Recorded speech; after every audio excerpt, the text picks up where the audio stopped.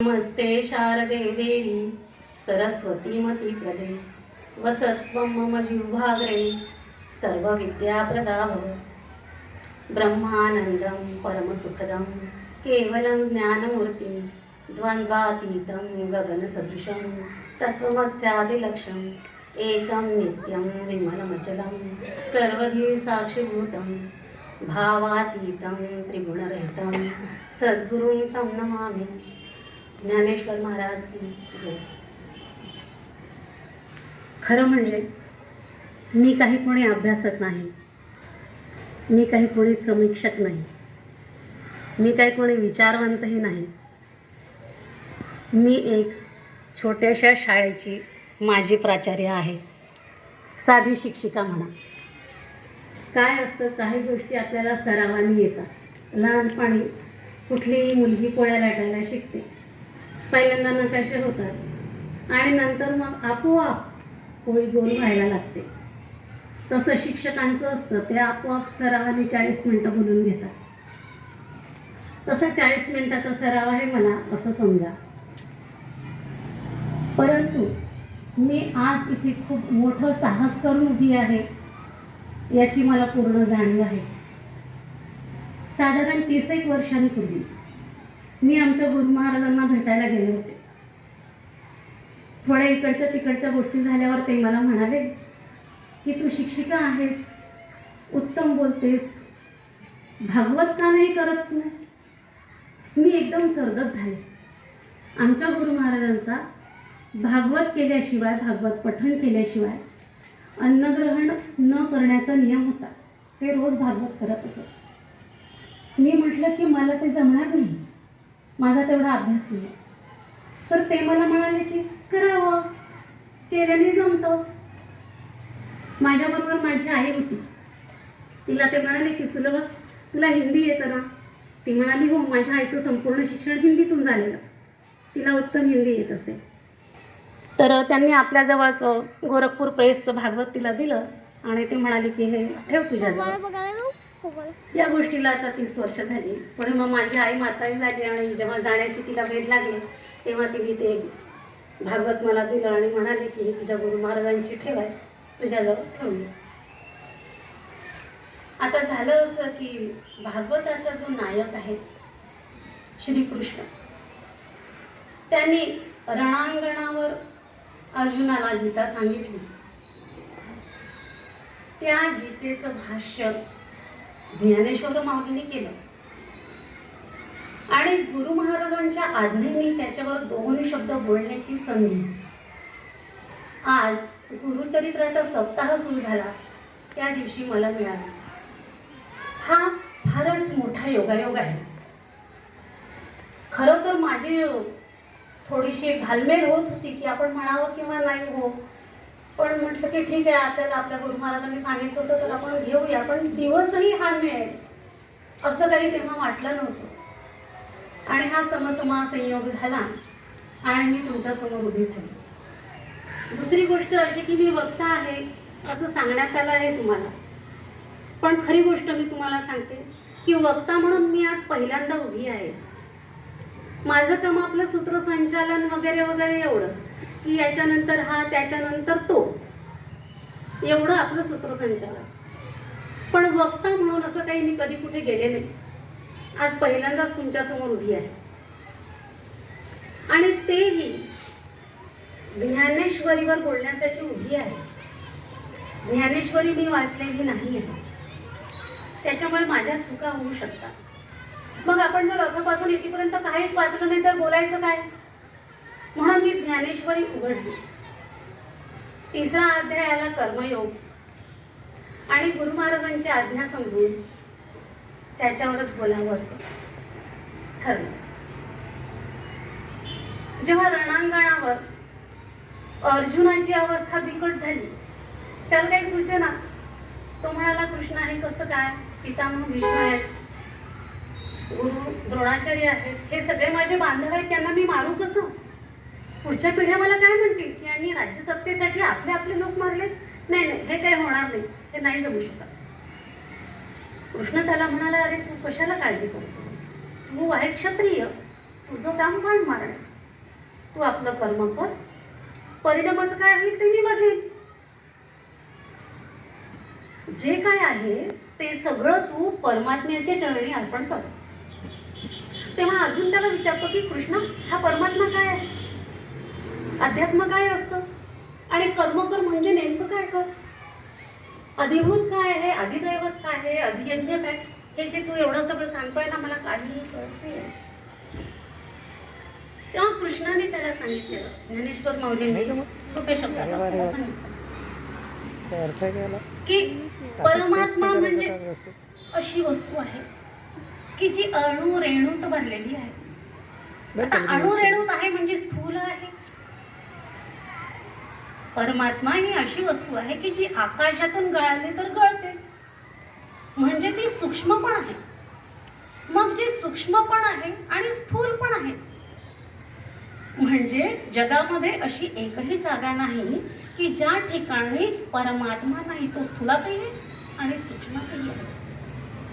मग अध्यात्म म्हणजे काय, तर शरीराच्या योगाने परमात्म्याचा शुद्ध अंश जो आहे, जो शरीरात आहे पण परमात्म्याचा शुद्ध अंश आहे, तो म्हणजे अध्यात्म. शुद्ध का म्हटलेलं आहे, आणि कर्म म्हणजे काय, तर जे निर्माण झाल्यासारखं दिसतं. दुसरं म्हणजे शरीरामध्ये जी काय एनर्जी म्हणतो आपण, ऊर्जा, त्या ऊर्जेच्या माध्यमाने आपण जे जे करतो ते म्हणजे सगळं कर्म आहे. अधिभूत म्हणजे काय, तर पंचमहाभूतांच्या योगाने जे दिसतं आणि पंचमहाभूत हटले की जे नाहीसं होतं, नष्ट होतं, ते शरीर म्हणजे अधिभूत आहे. मग अधिदैव म्हणजे काय, तर ह्या पंचमहाभूतांच्या शरीरात जो राहतो जीव, ते म्हणजे अधिदैवत आहे. आणि अधियज्ञ म्हणजे काय, तर मला प्राप्त करून घेण्यासाठी ज्याच्या माध्यमांमधून तुम्ही जाता, तो म्हणजे अधियज्ञ, म्हणजे मीच आहे. आता अध्यात्मामध्ये तेच म्हटलेलं आहे की शरीर आणि शरीरात असलेला शुद्ध परमेश्वराचा अंश, आणि अधिदैवामध्ये तेच म्हटलेलं आहे, अधिदैवत म्हणजे तेच आहे की शरीरात असलेला जीव. पण अध्यात्म म्हणजे शुद्ध की जो शरीराशी बांधलेला नाही, आणि अधिदैवत म्हणजे जो शरीराशी बद्ध आहे तो. हा त्यात फरक आहे. मग आता ह्या सगळ्या माध्यमांमधून कृष्ण म्हणतो की जे काय ते तू मला का नाही देऊन देत, कर ना अर्पण. पण ते एवढं सोपं नाही. मग ईश्वर प्राप्तीसाठी आपल्याला आणखीन काय करायला पाहिजे, तर यज्ञ करायला पाहिजे, स्वधर्माचं पालन करायला पाहिजे. ब्रह्माने सृष्टी निर्माण केली, मग पाऊस पडला, मग सगळीकडे फळं फुलं आली, प्रजाजन निर्माण झाली, त्याच्यासाठी एक शिस्त लागली. मग ब्रह्माने सांगितलं की तुम्ही यज्ञ करा. यज्ञ केल्यानंतर अग्नीला हवन करा, म्हणजे अग्नीला तृप्त करा. मग ब्राह्मण असतील त्यांना तुम्ही संतुष्ट करा. ज्या काही देवी देवता आहेत त्यांचं तुम्ही पूजन अर्चन करा. अतिथी अभ्यागताचं स्वागत करा. आणि तुम्ही हे सगळं जेव्हा कराल तेव्हा त्या देवी देवता तुम्हाला आणखीन समृद्धी देतील. त्या समृद्धीच्या योगाने तुम्ही आपल्या संपूर्ण समाज बांधवांचा उत्कर्ष करा. हे जर तुम्ही केलं तर तुमचा उत्तरोत्तर उत्कर्ष होईल. पण प्रत्यक्षात काय होतं की उत्कर्ष झाला की मांडून माज, ही वस्तुस्थिती आहे. तेव्हा आता हा यज्ञ जो आपण करतो हा आहे कायिक, वाचिक, मानसिक. आपल्याला जायचं ईश्वराकडे. मौलीने सांगितलं की ईश्वर प्राप्ती करायची आहे. काय करायचं, आपण शरीराने करतो, पूजा करतो, खूप तऱ्हेतऱ्हेची फुलं वाहतो, देवाला सजवतो, निरनिराळे अलंकार घालतो, देवदेव करतो, तीर्थयात्रा करतो, काही उपासना आहे. वाचिक श्लोक म्हणतो, स्तोत्र पठण करतो, खूप 5-25 आरत्या म्हणतो, उद्या वाचतो, पारायण करतो, वाचिक उपासना. तिसरी आहे आध्यात्मिक. शरीर आहे, शरीरात परमेश्वराचा अंश आहे, पण ह्या शरीराचं आणि त्या अंशाचं नातं कसं आहे, तर कमलपत्रावर दवबिंदू असावा तसं आहे. याचा त्याच्याशी संपर्क नाही आणि त्याचा याच्याशी संपर्क नाही, संपूर्ण थेट कनेक्शन देवाशी आहे. मग आपल्याला तशी उपासना करता येईल का? नाही करता येत एकदम. म्हणून आपल्याला हे मधल्या पायऱ्या आहेत. माऊलींनी योग सांगितला, ते स्वतः योगी होते म्हणून जेव्हा चांगदेवाले तर भिंत चालवत नेली. ते स्वतः ज्ञानयोगी होते, ज्ञानयोग पण त्यांनी सांगितला म्हणून त्यांनी एवढी ज्ञानेश्वरी लिहिली आणि एवढं ज्ञान आपल्यापर्यंत पोहोचवलं. त्यांनी आपल्याला भक्तिमार्ग पण सांगितला. संतांचा मेळा त्या काळात त्यांनी भरवला होता आणि कर्ममार्ग पण सांगितला. पुष्कळांना असं वाटतं की भक्तिमार्ग खूप सोपा आहे. खरंच सोपं आहे का देवाची भक्ती करणं? एकदा काय झालं, कबीरांना कोणीतरी सांगितलं की पंढरपुरात म्हणे एक बाई राहते, जनाबाई नावाची. ती खूपच ईश्वर भक्त आहे आणि ईश्वर तिला दळण कांडण वगैरे करू लागतो.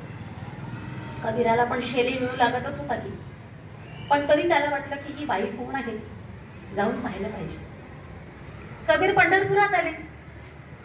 पंढरपुरात आल्यानंतर विचारू लागले, जनाबाई कोण, जनाबाई कोण. हा म्हणायचा तिकडे असेल, तो म्हणायचा तिकडे असेल. आणि शेवटी एका जणांनी त्याला सांगितलं की ती चंद्रभागेच्या तीरावर गोवऱ्या थापत असेल. कबीर तिथे गेले. पाहतो तो काय, दोन बायका कमऱ्यावर हात ठेवून जोर जोरात भांडत होत्या. कबीरांनी विचारलं की जनाबाई कोण. तेव्हा त्यातली एक जण पुढे आली तरातरा आणि म्हणाली की हे बघ, हा एवढा गोऱ्यांचा ढीग आहे, यातनं हिच्या आणि माझ्या गोऱ्या तू वेगळ्या करून दे, मग मी सांगते तुला जनाबाई कोण आहे ते. कबीरांनी पाहिलं, गोऱ्यासारख्या गोऱ्या सगळ्या सारख्या, वेगळ्या कशा करायच्या? तेव्हा त्यांनी विचारलं की ह्या वेगळ्या कशा काय करायच्या?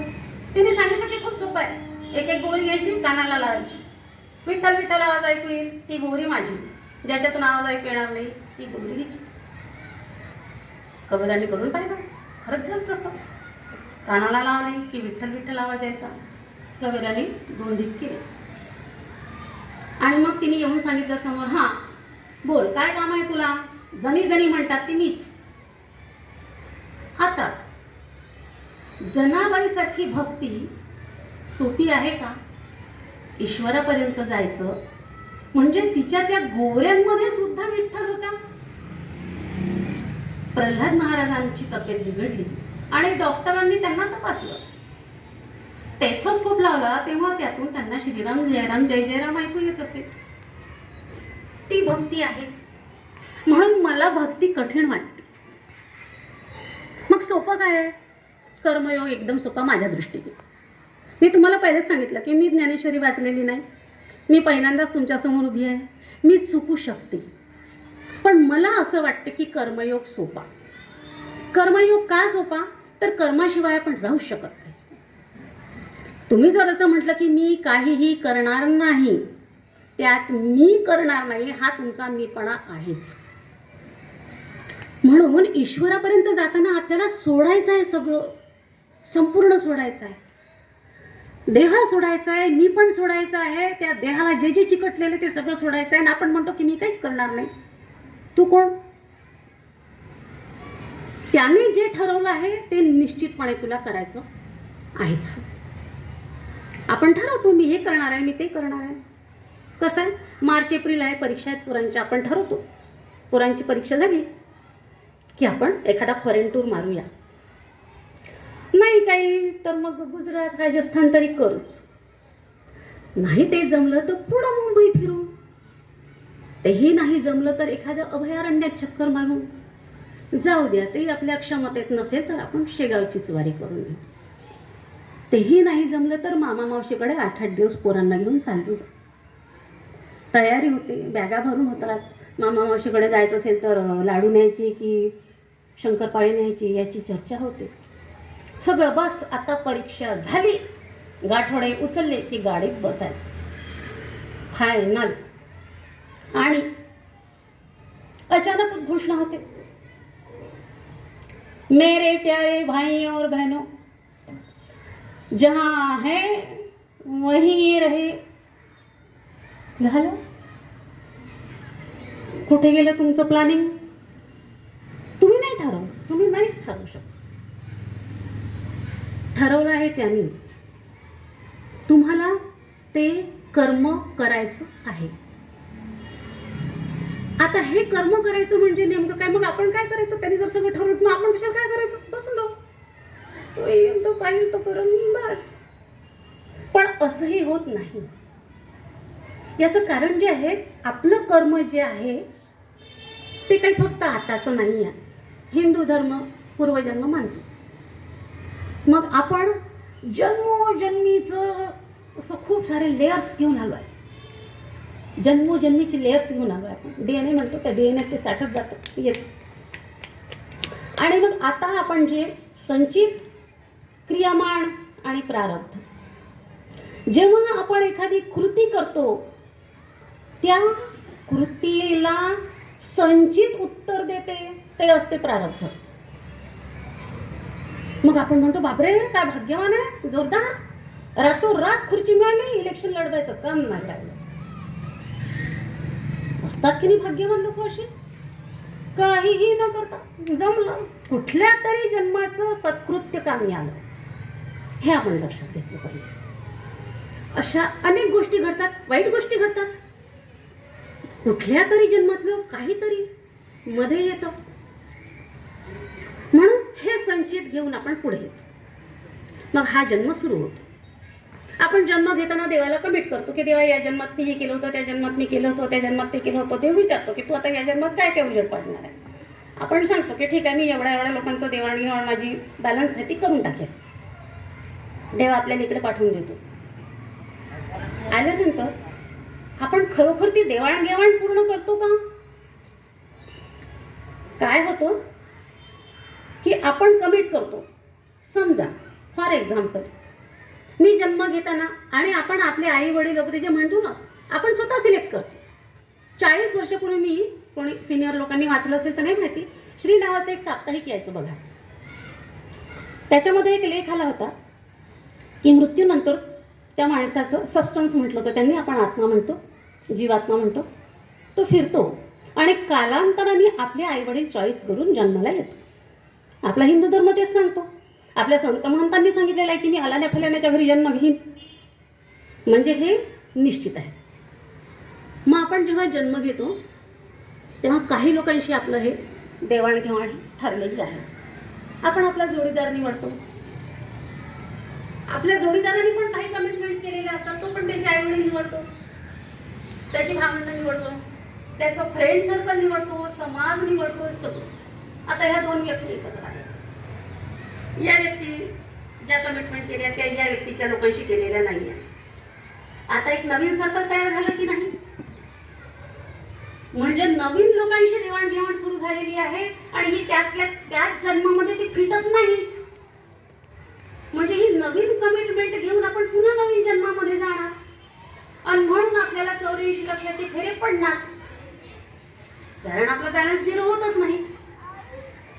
तेव्हा संचित, क्रियमाण आणि प्रारब्ध असा याचा मेळ घालत घालत घालत घालत जोपर्यंत ते झिरो नाही होत तोपर्यंत आपला हा प्रवास चालू आहे.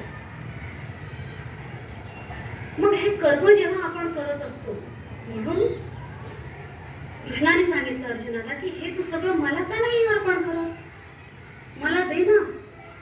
तू कर्म कर, त्याच्या परिणामाकडे तू लक्ष देऊ नको, मी सांभाळतो. पण अधिदैवत मी कसं काय होणार, मला करायचं आहे, या सगळ्या कारभारात तो गुरफटलेला असतो. आता ह्या कर्माच्या माध्यमातून जेव्हा आपण जात राहतो, बघा गोरा कुंभाराची एक गोष्ट आहे. माती तुळवायचा, गाडगी मडकी करायचा. बायकोनी, लहान मुलं होतं, खेळत होतं, सांगितलं त्याला की तुम्ही लक्ष ठेवा, मी पाणी घेऊन येते. मोस्टली नवऱ्यांची सवय काय असते की ते असं करतात. बायकोनी काय म्हटलं त्याच्याकडे तुझं लक्ष, हो हो हो असं करतात. पण गोरा कुमारीने तसंच केलं असेल. हो हो केलं असेल. तिला लक्ष काही दिलं नसेल. पोर रांगत रांगत त्या मातीत आलं. यांनी तुडवून टाकलं. तुडवलं मेलं. हा आपला जय हरी विठ्ठल चालू आहे. थोड्या वेळाने बायको आली. तिने पाहिलं आणि एकच हंबरडा फोडला. आणि मग त्याला असं वाटलं की अरे मी हे काय केलं. आणि त्याला खूप वाईट वाटलं. त्याने विठ्ठलाला म्हटलं, विठ्ठला काहीतरी कर. या माझ्या बायकोचं दुःख काही पाहवत नाही मला. आणि मूल तुझं असं तर काही नव्हतं बा. मी आपला विठ्ठल विठ्ठल करत होतो. जिवंत मूल बाहेर आलं. आता पहा, कर्म परमेश्वराने असं करायला सांगितलेलं आहे. कर्म तर काय, पण मन कुठे ठेवा? ईश्वर चरणी ठेवा. म्हणजे त्याचा परिणामही तुम्हाला नाही भोगावा लागणार. त्या परिणामाचं काय करायचं ते मी सगळं पाहिलं. हे कर्म आपल्याला शिकायचं आहे. कारण मनुष्य जन्म वेळोवेळी मिळत नाही. कित्येक गोष्टींमधून, कित्येक जन्मांमधून, कित्येक योनीमधून फिरल्यानंतर मनुष्य जन्म मिळतो. आणि त्याला थोडीशी बुद्धी असते. मग या कर्मातून नैष्कर्म्याकडे जाणं म्हणजे कर्म करत असूनही कर्म करत असल्याची जाणीव न ठेवणं, या भावनेपर्यंत आपल्याला जायचं आहे.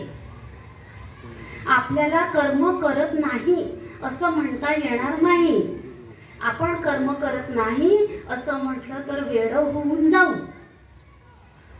कारण कोरोनामध्ये 2 वर्ष आपण घरी बसलो, पण आपण कर्म करणं सोडलं नाही. काही नाही तर फोनवर बोलणं तरी चालूच होतं. काही नाही तर टी व्ही पाहणं तरी चालूच होतं. काही नाही तर घरी 4 वेगळे पदार्थ करून खाणं चालूच होतं. काही नाही तर घरातल्या 4 माणसांचं एकमेकांशी भांडण करणं चालूच होतं. कर्मच आहे की हे कर्म आपलं चालूच होतं. हे सगळंच्या सगळं सोडून द्यायचं म्हटलं तर तुम्ही इमॅजिन करून पहा, आपण वेळच होऊन जाऊ. म्हणून आपल्याला कर्म करायचंच आहे. फक्त ते कर्म नैष्कर्म्यापर्यंत न्यायचं आहे की मी करेन, पण हे सगळंच्या सगळं ईश्वर चरणी अर्पित आहे. आणि आपल्याला ते नाही करता येत. ते आपल्याला शिकायचं आहे मानव जन्माला आल्याने.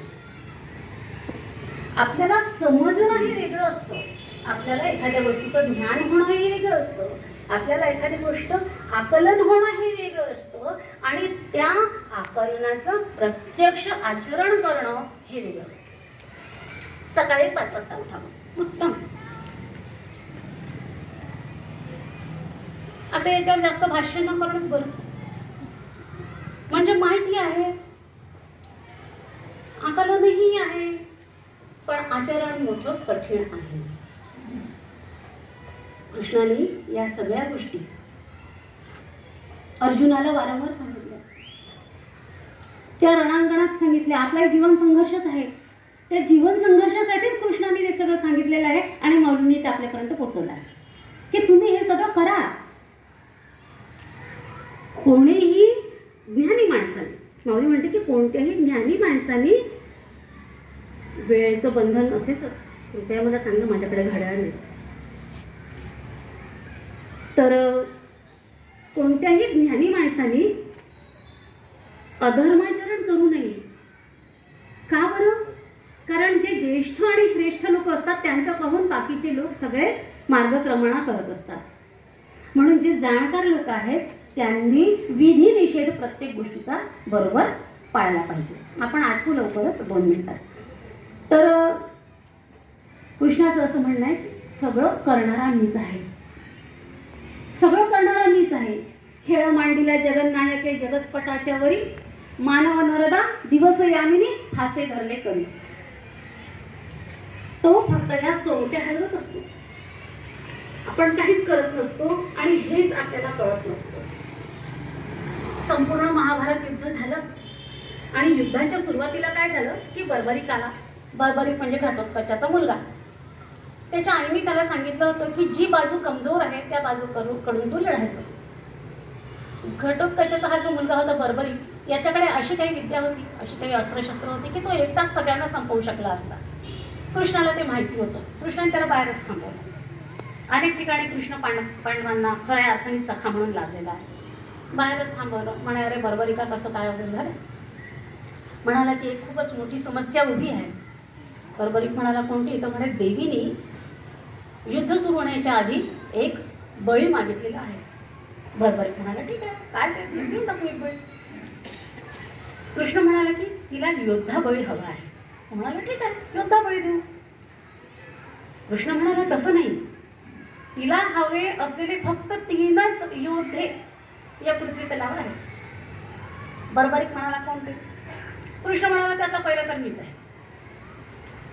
तर आता मीच बळी जावं असं मला वाटतंय. बर्बरिक म्हणाला की नाही नाही, हे कौरव पांडवांचं युद्ध आहे, याच्यामध्ये भगवंता आपण कसं काय जाऊ शकता बळी? हे नाही बरोबर. दुसरा युद्ध कोण आहे? तर ते म्हणाले, दुसरा युद्ध हा आहे अर्जुन. म्हणे, नाही, ते तर माझे आजोबा, मी आजोबांचं बळी कसं काय देऊ शकतो? नाही, हे नाही शकतो. तिसरा युद्ध? तो म्हणे, तिसरा युद्ध तू स्वतःच आहे. बर्बरिक म्हणाले की काय हरकत, ही तलवार घ्या आणि माझं शिर काप. कृष्ण म्हणाले, नाही नाही, तुझं शिर जर आम्ही कापलं ती तर हत्या होऊन जाईल, हे नाही होऊ शकत. मग काय करायचं? म्हणे, बर्बरिका तुझं शिर तू स्वतः काप. बर्बरिकाने स्वतःचं शिर ताबडतोब कापलं. कृष्णाने ते हातात धरलं आणि बर्बरिकाला विचारलं की बर्बरिका काय इच्छा आहे? त्याने सांगितलं, महाभारत युद्ध पाहायची माझी इच्छा आहे. कृष्णाने एका उंच ठिकाणी त्याला ठेवलं. महाभारत युद्ध सुरू झालं, संपलं, पांडव जिंकले, सगळं झालं. युद्धानंतरचं कवित्व सुरू झालं. युधिष्ठिर, भीम, अर्जुन गोष्टी करत होते. युधिष्ठिर म्हणाले की बरं झालं म्हणे मी नरोवा कुंजरोवा म्हटलं, द्रोणाचार्य त्याच्यामुळे मारले गेले, नाही तर आपण काही जिंकत नव्हतो. भीम म्हणाला, हो ना, 100 कौरव मी मारले, नाही तर दुर्योधन आणि दुःशासन काही कमी वीर नव्हते, आपण काही जाऊन जिंकलो नसतो. अर्जुन म्हणाला, हो, कर्णाला जर मी मारलं नसतं आपण काही जिंकलो नसतो. तेवढ्यात कृष्ण आले. म्हणाले की काय चाललंय तुमचं? तुम्हाला अशी आमची चर्चा चालू आहे. कृष्ण म्हणाले की नाही नाही, हे या चर्चेत काही अर्थ नाही, तुम्ही ते युद्ध करत होते, तुम्हाला काय माहिती की कशामुळे तुम्ही जिंकले आणि कशामुळे तुम्ही हरले. आपल्याकडे एक अशी व्यक्ती आहे की जिने तटस्थ वृत्तीने हे सगळं युद्ध पाहिलेलं आहे. आपण त्या व्यक्तीला विचारलं. ते म्हणाले, ठीक आहे. बर्बरिकाकडे आले. बर्बरिकाला विचारलं की बर्बरिका, हे सगळं युद्ध तू पाहिलं आहेस, हे युद्ध कोण जिंकलं, कोणामुळे जिंकलं असं तुला वाटते? बर्बरिक म्हणाला की ह्या संपूर्ण युद्धात सगळ्या युद्धांच्या जागेवर मला फक्त कृष्ण दिसत होता, सगळ्यांना फक्त कृष्णाने मारला. म्हणून कृष्ण म्हणाला की प्रत्येकाला जीवन देणारा मीच आहे, प्रत्येकाला मारणाराही मीच आहे, सगळ्यांचं बॅलन्स 0 करणारा मीच आहे. त्याच्यामुळे अर्जुना, हे युद्ध कोणामुळे जिंकलं तुला कळलं? हीच गोष्ट सुरुवातीपासून कृष्ण अर्जुनाला सांगत की हे सगळं तुम्ही माझ्यावर सोपवा, हे सगळं करता करता मीच आहे. तुम्ही कर्म करा, कर्माचं करते पण स्वतःकडे घेऊ नका. ज्या क्षणी तुम्हाला हे जमेल त्या क्षणी तुम्हाला अध्यात्म कळेल. जो आपण अध्यात्माचा विषय पाहायला सुरुवातीला की अध्यात्म म्हणजे शरीरामध्ये असलेला परमात्म्याचा अंश की जो शरीरापासून वेगळा आहे, तो आपण अध्यात्माची व्याख्या फार चुकीची करून टाकतो. खूप पोथ्या पुराणं वाचणं, पूजा करणं वगैरे वगैरे अशी टाईपची केलेली आहे, तशी ती नाही. अध्यात्म म्हणजे परमात्म्याचा शुद्ध अंश जो आपल्या शरीरात विराजमान आहे आणि आपल्याला त्याची जाणीव आहे. म्हणून सगळ्या संतमहंतांना ती जाणीव होती, आपल्याला ती नाही. आणि म्हणून ते आपल्याला वेळोवेळी सांगत असतात की कर्मात जास्त पडू नका, खूप भोगविलासात रमू नका, पण आपल्याला काही ते जमत नाही. आपण लक्षात ठेवायला पाहिजे. उदाहरण जे बर्बरिकाचं आहे, बर्बरिकाला कृष्णाने नंतर मग आपलं नाव दिलं. खाटूश्याम म्हणून कुरुक्षेत्रामध्ये बर्बरिकाचं मंदिर आहे. कृष्णाने सांगितलं की त्या ठिकाणी जो कोणी येईल त्याचे सगळ्यांचे मनोरथ पुरवणारा म्हणून तुझी पुढे कलियुगात ख्याती होईल. आणि अजूनही ते मंदिर आहे की ते मी स्वतः कुरुक्षेत्राला गेले होते तेव्हा पाहिलं आहे ते मंदिर. आपण सगळ्यांनी ती गोष्ट समजूया की आपल्याला आपलं सगळं कर्म हे कृष्णाच्या चरणी विलीन करायचं आहे. आणि हिंदी लोकांनी मला ऐकून घेतलं. माझं पहिलं वहिलं पुष्प संजीवन समाधी सोहळ्याच्या निमित्ताने मी रुजू केलं. मला माहिती नाही ते कसं जमलं, फारच अज्ञानीच समजा मला तुम्ही या क्षेत्रात. मी आली, 4 शब्द बोलली, पण खूप शांततेने तुम्ही ऐकलं. ज्ञानेश्वरी मंडळाच्या वतीने तुम्ही खूप मोठमोठ्या लोकांची भाषणं ऐकली असतील आणि खूप मोठ्या लोकांकडून ज्ञानप्राप्ती केली असेल, पण मला नाही वाटत की मी काही तुम्हाला खूप जास्त सांगितलं असेल. असू शकते तुमच्या पसंतीला उत्तर असेल, काही सांगता येत नाही पहिलंच असल्यामुळे. पण एवढं मात्र नक्की की आपलं काम, आपलं कृत्य हे ईश्वरचरणी अर्पण करणं हेच आपल्या मानवधर्माचं पहिलं आणि शेवटचं उद्दिष्ट आहे. ते जोपर्यंत आपल्याला समजत नाही तोपर्यंत आपला 84 वर्षाचा खेळ चालू राहणार आहे. हे नक्की बिंबवून घ्यायला पाहिजे. हे मात्र आजच्या माझ्या भाषणाचा मतितार्थ तुम्ही समजा. पुन्हा एकदा तुम्हाला मी धन्यवाद देते ऐकून घेतल्याबद्दल. आणि ज्ञानेश्वर महाराज जय.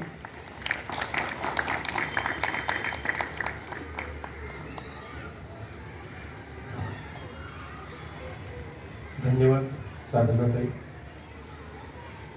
आपल्या विचारांशी, आपल्या भावनेशी प्रामाणिक राहून तुम्ही कर्मयोग हे आपल्याला अतिशय सहजपणे भाषेमध्ये समजावून सांगितला. त्यांनी काय मी सुद्धा कधी ज्ञानेश्वरी वाचलेली नाही, पाहिलेली नाही, पण मला एक अनुभव समजला. त्यामुळे निश्चितच तुमचे आभार मानायला पाहिजे. कुठलाही साध्यबंधपणा नाही, कुठली